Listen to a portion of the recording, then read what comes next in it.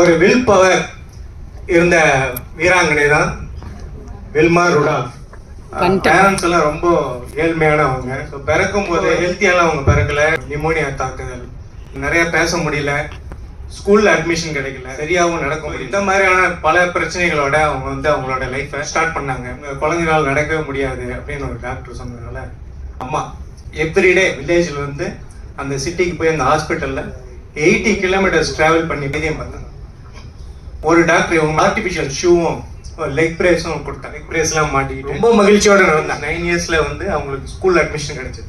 பார்க்கறது, ரன்னிங் பண்ணுறது, 10th ஸ்டாண்டர்ட்லாம் வரும்போது நல்ல ஒரு ஓட்டப்பந்து வீராங்கனையான நடக்கவே முடியாம பேச முடியாம ஒரு இருந்தாலும் அவங்களோட மிகப்பெரிய ஒரு வில் பவர்ல தன்னால முடியும் அப்படின்னு நினைச்சோம். நேஷனல் டீம்லயும் அவங்க செலக்ட் 1956 ஒலிம்பிக் ஆஸ்திரேலியா ஒலிம்பிக்ல அவங்க கலந்துக்கிட்டாங்க.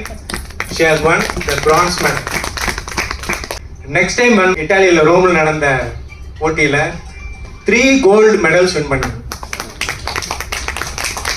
அந்த மாதிரியான ஒரு வில் பவர் இருந்த வீராங்கனை தான் வில்மா ருடால்ஃப்.